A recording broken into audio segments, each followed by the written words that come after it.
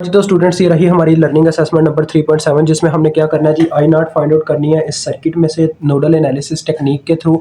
तो देखें बच्चों, सीधी सी बात है, सबसे पहले हम नोड आइडेंटिफाई कर लेंगे। नोड वो पॉइंट होता है जहाँ पे एक से ज़्यादा चीज़ों की वायर आके अटैच हुई हो, और बाइनरी नोड आपने कंसिडर नहीं करना, यानी जहाँ पे दो चीज़ों की वायर अटैच है ना, उस नोड को कंसिडर नहीं करना, वो आपके क्वेश्चन को मुश्किल बनाएगा। दैट्स वाई मैं कहता हूँ उस चीज़ को आपने छोड़ देना है, ठीक है। तो यहाँ पे एक ही हायर नोड है, हम हायर नोड कंसीडर करते हैं। हायर नोड का मतलब होता है यहाँ जहाँ पे तीन या तीन से ज़्यादा चीज़ों की वायर अटैच हो। ये देखो, ये हमारे पास एक हायर नोड है, यहाँ पे तीन चीज़ों की वायर अटैच है, तीन रेजिस्टर्स की। ये एक बाइनरी नोड है और ये एक बाइनरी नोड है जिसे हम कंसिडर नहीं करेंगे, क्योंकि यहाँ पे देखो दो चीज़ों की वायर अटैच हो रही है, यहाँ पे भी दो चीज़ों की वायर अटैच है, तो लिहाजा इसे कंसीडर बिल्कुल नहीं करना। और ये एक हमारे पास हायर नोड है जिसे हम ग्राउंड कर देंगे, बिकॉज एक नोड को ग्राउंड करना पड़ता है अगर हमने करंट फ्लो करवाना पूरे सर्किट में, ठीक है।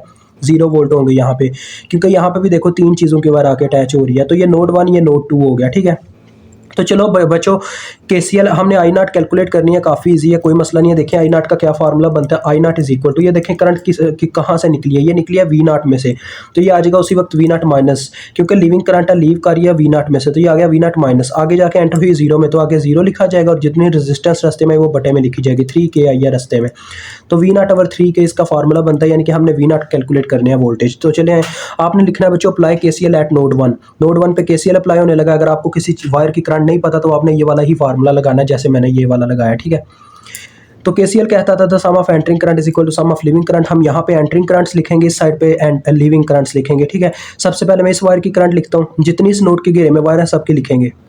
तो यहाँ की मुझे वायर की करंट नहीं पता, तो लिहाजा यहाँ से मैं करंट को लीव करवाता हूँ। तो क्या करूँगा, उसी वक्त लिखूंगा वी नॉट माइनस, क्योंकि मैंने करंट लीव करवाई है। आगे देखें क्या होता है जी, करंट जाके एंटर करती है पॉजिटिव पोल में 6 वोल्ट के, तो ये लिखा जाएगा +6, मीन्स के सिर्फ 6, लेकिन माइनस तो आएगा। अब इसमें से भी करंट लीव करके उस वक्त तक करंट लीव चलती रहेगी जब तक वो न्यूट्रल तक नहीं पहुंचती। यहाँ से भी लीव करेगी तो आगे क्या लिखा जाएगा, माइनस। अब ये जाके करंट दाखिल करेगी न्यूट्रल में, ये न्यूट्रल में पहुंच गई तो आगे -0, और जितनी रेजिस्टेंस पूरे रास्ते में आई है वो आगे लिख दी जाएगी। वो कितनी आई है, 6K। अब कुछ बच्चे ये भी क्वेश्चन किया होगा, मैंने ये रिपीट नहीं की चीज़, कि सर यहाँ पे तो सुपर नोड नहीं लगते। नहीं लगेंगे, क्योंकि बच्चों उस वक्त तक सुपर नोड नहीं बनता जब तक यानी कि एक वोल्टेज सोर्स सिर्फ एक वायर में पाया जाए ना, दो नोड के दरमियान सिर्फ एक वोल्टेज सोर्स हो उस वायर में, उसके अलावा कुछ ना हो, फिर सुपर नोड लगता है। यहाँ पे रजिस्टर भी था इस वायर में, ऐसे ही यहाँ पे भी रजिस्टर है इस वायर में। अब इस वायर की मैं करंट लिखता हूँ तो देखो क्या बनेगी बच्चों, इसकी भी मुझे करंट का नहीं पता, तो लिहाजा मैं क्या करता हूँ, इसमें से करंट को लीव करवाता हूँ वी नॉट में से, तो ये आ जाएगा उसी वक्त वी नॉट माइनस। जाके ये न्यूट्रल में एंटर करेगी तो वी नॉट -0, और जितनी रजिस्टेंस रास्ते में वो आ गई 3K। अब इस वायर की करंट लिखते हैं, तो यहाँ पे भी मुझे लीव करवानी पड़ेगी करंट, तो मैं वी नॉट में से करंट को लीव करवाऊंगा, वी नॉट माइनस। ये करंट क्या करेगी जी, आके देखें, इस तरह से एंटर होगी पॉजिटिव पोल में 3 वोल्ट के, तो ये +3 लिखे जाएंगे, यानी कि आ जाएगा -3, और फिर से माइनस लिखा जाएगा। तो इसको थोड़ा लंबा कर देते हैं।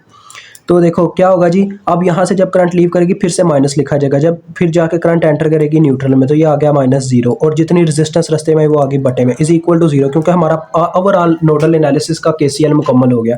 अब इसके एलसीएम से मल्टीप्लाई दें ताकि इसका बटा खत्म हो जाए। 6K इसका बच्चों देखो एलसीएम बनता, 6K से पूरी इक्वेशन को हमने ज़रब दे दी। यहाँ पे जब 6K ज़रब होगा पूरे का पूरा बटा कैंसिल हो जाएगा, यानी कि 6K मल्टीप्लाई बाय 1/6 पूरे का पूरा कट गया, तो ये आ गया वी नॉट -6। 0 लिखने के फ़ायदा कोई नहीं है। यहाँ पे जब 6K ज़रब होगा, K से कैंसिल, 3 एक बार 3 2 बार, 6 ऊपर 2 मल्टीप्लाई हो जाएगा, 2 वी नॉट आ जाएगा। यहाँ पे जब 6K ज़रब होगा पूरे का पूरा देखो कट जाएगा, ऊपर वाली वैल्यूज़ आ जाएंगी, V nought -3 is equal to 0 आ गया, ठीक है। अब देखें क्या है जी, ये बन रहा है 4 वी नॉट, और ये बन जाएगा -9, उधर जाके +9। वी नॉट की वैल्यू आपको आपके पास आ गई कितनी, 9/4, मीन्स कि ये कितना बनता है, 4 2 बार 8, और 1 मिनट बच्चों बस, 9 डिवाइडेड बाय 4, 1.25 तो नहीं 2.25 वोल्ट आ गए, ठीक है बच्चों। अब इजीली आपके पास आई नॉट की इक्वेशन मौजूद है, आपने ये मालूम करनी थी, तो देखें फार्मूले में वैल्यू पुट करें 2.25 और बटे में 3K, तो बस फार्मूला पुट हो गया। 2.25 को 3 से डिवाइड कर दें, ये बनता है देखें 0.75, तो 0.75 और किलो ऊपर जाके मिली बन जाएगा। ये आपके पास वैल्यू आ गई, आपका क्वेश्चन सॉल्व है।